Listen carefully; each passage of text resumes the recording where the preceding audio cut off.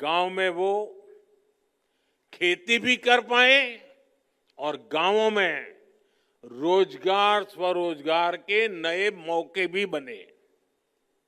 इसी सोच के साथ पीएम किसान सम्मान निधि से किसानों को करीब 3 लाख करोड़ रुपए की आर्थिक मदद दी गई है।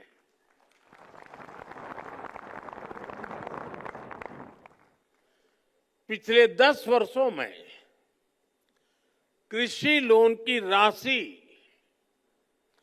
3.5 गुना हो गई है। अब पशुपालकों और मत्स्य पालकों को भी किसान क्रेडिट कार्ड दिया जा रहा है। देश में मौजूद 9,000 से ज्यादा एफपीओ किसान उत्पाद संघ, उन्हें भी आर्थिक मदद दी जा रही है। గ్రామంలో రైతులు వ్యవసాయం చేయడమే కాకుండా గ్రామాల్లో ఉద్యోగాలు మరియు స్వయం ఉపాధి కోసం కొత్త అవకాశాలు అందుబాటులోకి రావాలని దృక్పథంతోనే మన ప్రభుత్వం పనిచేస్తోంది. ప్రధానమంత్రి కిసాన్ సన్మాన్ నిధి ద్వారా రైతులకు దాదాపు 3 లక్షల కోట్ల రూపాయలు ఆర్థిక సహాయం అందించబడింది. గత 10 సంవత్సరాల్లో వ్యవసాయ రుణాల మొత్తము 3 వంతులకు పైగా పెరిగింది. ఇప్పుడు పశుపోషణ మరియు మత్స్యపాలన చేసేవారికి కూడా కిసాన్ క్రెడిట్ కార్డు అందించబడుతోంది. దేశంలో ఉన్న 9,000 కంటే ఎక్కువ ఎఫ్పిఓస్ కిసాన్ ఉత్పత్తి సంఘాలు కూడా ఆర్థిక సహాయాన్ని పొందుతున్నాయి. వీటి వల్ల రైతులకు వారి ఉత్పత్తుల మార్కెటింగ్ మరియు ఆదాయాన్ని మెరుగుపరచడానికి అవసరమైన మద్దతు అందుతోంది. हमने पिछले 10 सालों में कई फसलों पर निरंतर एमएसपी भी बढ़ाई है। साथियों, हमने स्वामित्व योजना जैसे अभियान भी शुरू किए हैं, जिनके जरिए गांव के लोगों को प्रॉपर्टी के पेपर्स मिल रहे हैं। पिछले 10 वर्षों में एमएसएमई को भी बढ़ावा देने वाली कई नीतियां लागू की गई हैं। उन्हें क्रेडिट लिंक गारंटी स्कीम का लाभ दिया गया है।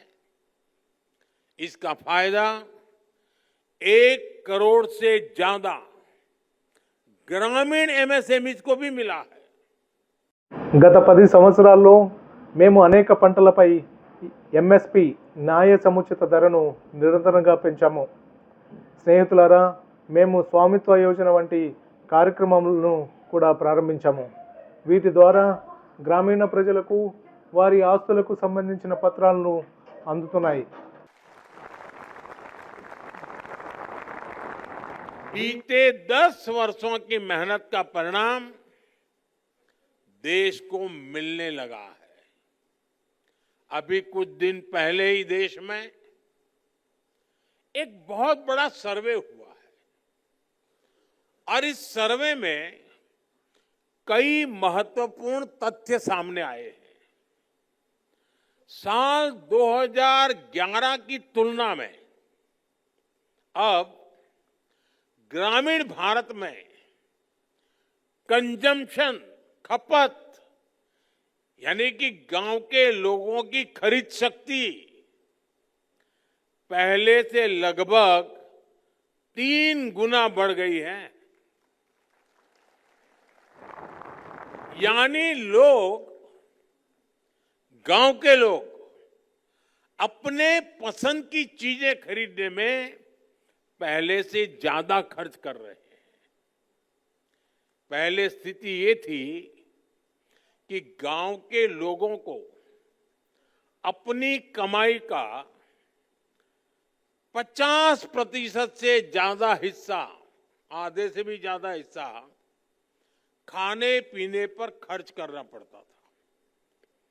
लेकिन आजादी के बाद पहली बार ऐसा हुआ है कि ग्रामीण इलाकों में भी खाने पीने का खर्च 50% से कम हुआ है और जीवन की चीजें खरीदने की तरफ खर्चा बढ़ा है।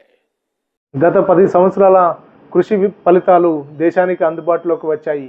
కొద్ది రోజుల క్రితం దేశంలో ఒక పెద్ద సర్వే జరగగా ఈ సర్వే ద్వారా అనేక ముఖ్యమైన విషయాలు వెలుగులోకి వచ్చాయి. 2011తో పోలిస్తే నేడు గ్రామీణ భారతదేశంలో వినియోగం లేదా గ్రామస్తులు కొనుగోలు సామర్థ్యం దాదాపు 3 రెట్లు పెరిగింది. అంటే గ్రామస్తులు తమ ఇష్టమైన వస్తువులను కొనుగోలు చేయడంలో ముందు కంటే ఎక్కువ ఖర్చు చేస్తున్నారు.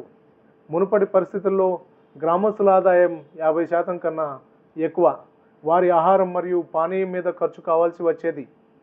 కానీ ఆజాదీ తర్వాత ఇది మొదటిసారిగా మారింది. ఈరోజు గ్రామీణ ప్రాంతాల్లో ఆహారం మీద ఖర్చు 50% కన్నా తక్కువ అయింది మరియు జీవన అవసరాలకు సంబంధించి వస్తువులను కొనుగోలు చేయడానికి ఖర్చు పెరిగింది. इसका मतलब है लोग अपने शौक की, अपनी इच्छा की, अपनी आवश्यकता की जरूरत की और चीजें भी खरीद रहे हैं, अपना जीवन बेहतर बनाने पर खर्च कर रहे हैं। साथियों, इसी सर्वे में एक और बड़ी अहम बात सामने आई है। सर्वे के अनुसार शहर और गांव में होने वाली खपत का अंतर कम हुआ है। पहले शहर का एक प्रति परिवार जितना खर्च करके खरीद करता था और गांव का व्यक्ति जो करता था बहुत फासला था। अब धीरे धीरे गांव वाला भी शहर वालों की बराबरी करने में लग गया है।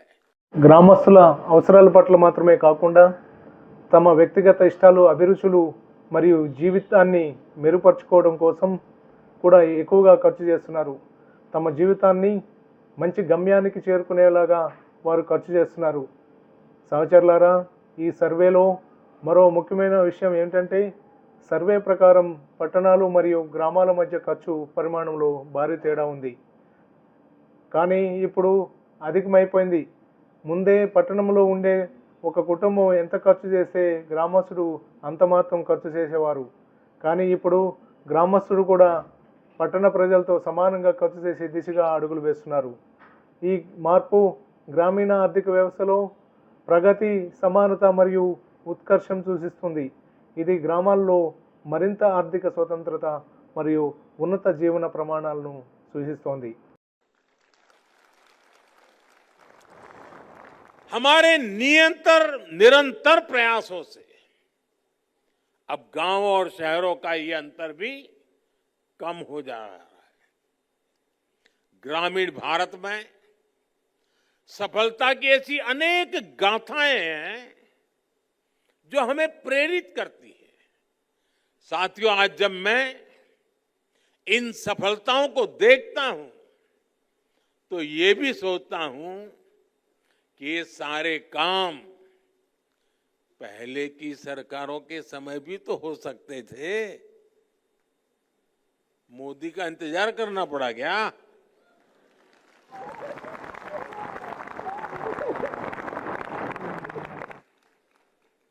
लेकिन आजादी के बाद दशकों तक देश के लाखों गांव बुनियादी जरूरतों से वंचित रहे।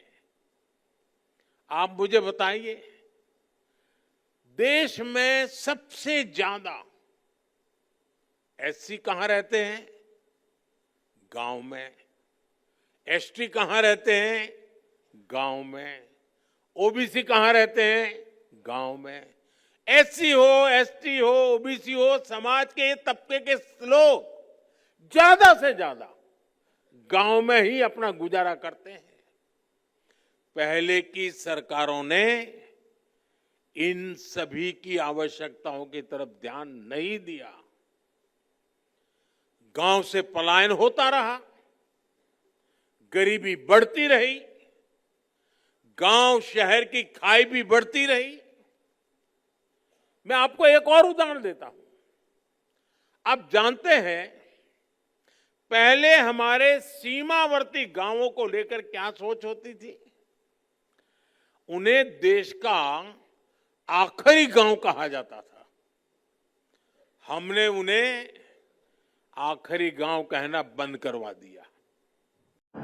మన నియంత్రణ నిరంతర శ్రద్ధలతో ఇప్పుడు గ్రామాలు మరియు పట్టణాల మధ్య భేదం కూడా తగ్గిపోతుంది.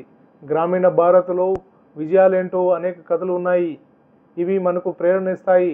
స్నేహితులారా, నేను ఈ విజయాలను చూస్తూ ఉన్నప్పుడు ఇదేమి అడగని ఒక ప్రశ్న లాంటిది.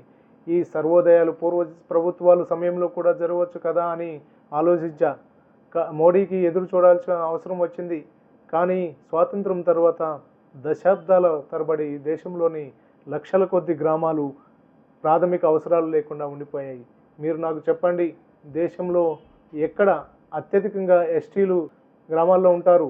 ఓబీసీలు గ్రామాల్లో ఎక్కడ ఉంటారు? ఎస్సీ, ఎస్టీ, ఓబీసీ లాంటి సమాజంలోని వర్గాలు ఎక్కడ ఉంటారు? గ్రామాల్లోనే తమ జీవనాధారం పోషిస్తారు. పూర్వ ప్రభుత్వాలు వీరి అవసరాలకు సరైన దృష్టిని పెట్టలేదు. గ్రామం నుండి వలస జరుగుతూ వచ్చింది. పేదరికం పెరిగింది.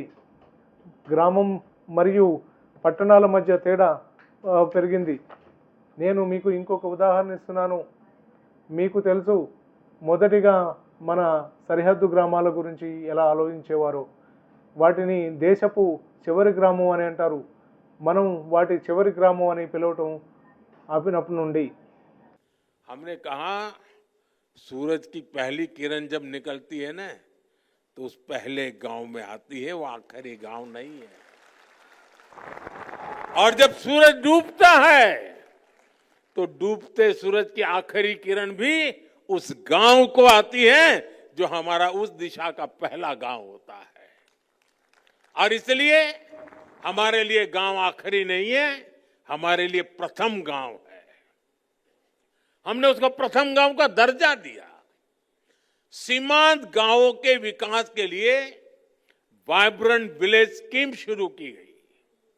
आज सीमांत गांवों का विकास वहां के लोगों की आय बढ़ा रहा है।